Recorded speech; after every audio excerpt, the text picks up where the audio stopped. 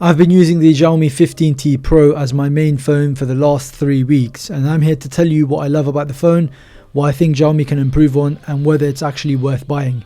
If you make it to the end of the video and you still have some questions, then do put them in the comments and I'll be sure to get back to you as soon as I can. In this video I'll do my best to focus on everything that I believe matters to an average consumer. So with that said, let's start with what you actually get in the box. The phone comes in this nice white box and you get a SIM card remover tool, a USB A to C charging cable, some paperwork, a silicone case which I think is well made. It fits really nicely, covering all of your buttons, and it offers all-round protection, and the phone itself, of course. A pretty standard unboxing. Now I would have liked to see a charging brick, especially that you're going to need one to get the fast charging which this phone offers, but it's not too bad considering that most people will have a fast charger laying around nowadays, seeing that they've come down in price. Let's move on to the design, build quality and physical details. Firstly, the phone comes in 3 colours, black, mocha gold and this lovely grey colour, and I've got to be honest, I'm really digging the design of this phone. The flat sides, the rounded corners and the materials used overall just give it a really premium look and feel. They've definitely taken inspiration from iPhone, but I don't really mind that, and I think the cameras being flat with the bump is actually a really nice look. The 15T Pro weighs 210 grams and has a thickness of 7.96 millimeters. The dimensions are 162.7 millimeters length by 77.9 millimeters width and 7.96 millimeters height wise. It's slightly shorter and narrower than something like the iPhone 17 Pro Max, and I think it's just perfect. It's really nice to use one-handed and it doesn't hurt my pinky when used for extended periods. I've always found the iPhone Pro Maxes a little too wide and uncomfortable to use one-handed, and the Pro versions are just a bit on the small size for me, so size-wise this is just great. The frame is aluminium, unlike the regular 15T which uses a plastic frame, and the aluminium just gives it more solidity and a premium feel. The back is made from glass fiber, and again the material is really nice to the touch. Xiaomi claims that these materials help with drop resistance and weight reduction. Overall, I think Xiaomi balances the design, weight, dimensions and the use of premium materials, and it just works really well. It's IP68 dust and water resistance, so it's safe for splashes and rain, and you can submerge it in water for around 30 minutes. Now while I don't intend to go swimming with my phone, I do like to wash it from time to time, as I find that it's the best and quickest way to really give it a proper clean. So the IP68 definitely gets a thumbs up from me. Just a piece of advice here, I tend to wash my phone every 2 to 3 months, and I always try to avoid ports and gaps as much as possible to avoid having problems in the long run. So if you do end up washing your phone, please do bear that in mind. The 15T Pro has a 6.83 inch AMOLED display with a resolution of 2772 by 1280 pixels, giving you about 447 pixels per inch. It supports a 144Hz refresh rate, which gives you very smooth scrolling, animations and gaming. Although to be honest, it rarely went over 120Hz in my experience, which I found a bit weird. On brightness, it goes up to a peak brightness of 3200 nits, and I've had no problems at all using it outside in direct sunlight, and it didn't even go to maximum brightness most of the time. The display includes DC dimming to reduce flicker at low brightness, which I think is a great addition, and there are a couple of other display features that are worth mentioning and you should bear in mind. So for example, it has wet touch technology, which makes the display more responsive if you're using your phone with wet or damp hands. The display also has video upscaling from SDR to HDR, which can be toggled on in the settings, and it essentially gives you a better watching experience. It also has a lot of color modes to choose from. I remember when I first started using the phone, I felt that the colors were slightly dimmer compared to what I'm used to with the Samsung phone, but I played around with the settings a little bit and it looks much better now. The vivid or saturated colors look the best to me, but you can always go into the advanced mode and fine tune the colors to your preferences.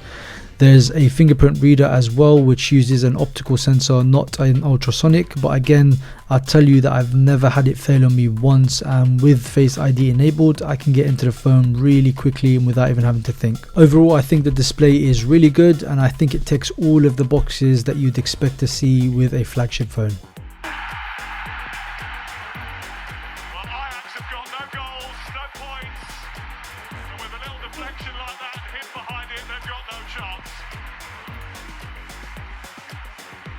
In terms of hardware, the 15T Pro is powered by the MediaTek Dimensity 9400 All of the models come with 12GB of RAM, and you can choose between 256GB, 512GB or 1TB of storage. In benchmarks it stacks up well. It may not beat top premium flagship chips, but in real use it's more than capable.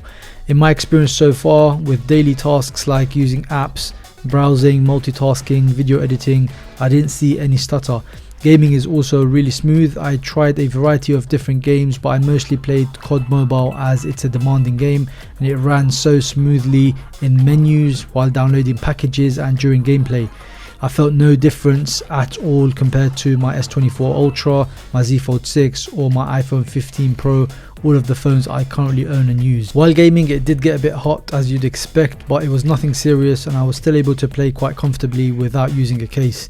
It was only warm to the touch, and this was after about half an hour of gameplay. Overall, the hardware stacks up really well for a phone at this price point. You can get on with all of your daily tasks quite comfortably while still being able to push it in terms of editing and gaming. Let's move on to battery and charging. The battery size is 5500 mAh, which is a major improvement for me compared to my Z Fold 6, and it easily lasts a whole day. It supports 90W wired charging and 50W wireless, but it doesn't have MagSafe, and I'll be honest, I can't really be faffing around trying to make sure it's in the right spot and it's wirelessly charging, so I'll have a look and see if I can find a MagSafe case, and then that figure will be a bit more useful to me. It also offers reverse wireless charging, and the settings can all be changed depending on your preferences. Regarding the cameras, this is where the 15T Pro really tries to stand out. The camera system is Leica co-engineered and delivers features that you rarely see in this class. You get a 3 camera layout, a main wide angle camera which is 50 megapixels at f1.62, a telephoto camera which is 50 megapixels at f3.0, an ultra wide camera which is 12 megapixels at f2.2, and a front selfie camera which is 32 megapixels at f2.2.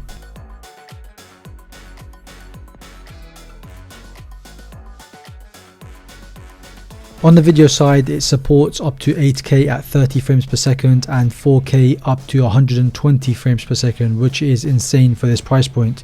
Now here are some of the impressions I got from my experiences using the camera so far. In good lighting, images are sharp with good dynamic range and very pleasing colors thanks to Leica tuning.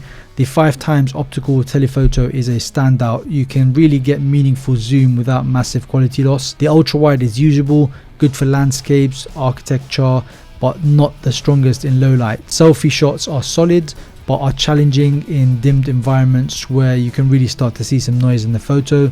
Low light performance overall is good, but not magic. ISO does help, but noise will show when pushed. So this is a video recorded with the front selfie camera on the 15T Pro on a really nice sunny day. So brilliant conditions to get a perfect video like this, vlogging style video. It's set to 4K at 30 frames per second, and there is no external mic connected. Really quiet, so not a lot of noise here, apart from some wind and some leaves falling on the ground, and potentially some people walking, some dogs barking in this really nice park behind me. So yeah, let me know what you think of the mic and the video quality again from the front facing camera. Pretty good. So it only seems to have steady mode on the rear cameras, not on the front selfie camera, and it only shoots in 1080p. So this is me recording myself walking in the park at 1080p with steady mode on. I'm gonna now go and do a bit of running and see how the stabilization works well or not. Let me know what you think in the comments. Let's move on to software, which I know can really be a deal breaker for some. The 15T Pro runs HyperOS 2 based on Android 15 at launch. It doesn't ship with Android 16 out of the box, which is annoying considering it's been out for some time. But nonetheless, coming from the Z Fold 6, I've not been let down. Things are where I expect them to be, and I don't feel like it's outdated at all. Also, Xiaomi promises 5 years of OS updates and 6 years of software support, which is quite generous for this class at least, and I expect Android 16 will come to this device early 2026, if not by the end of 2025. In day-to-day use, it feels smooth, responsive, and the animations are really nicely done.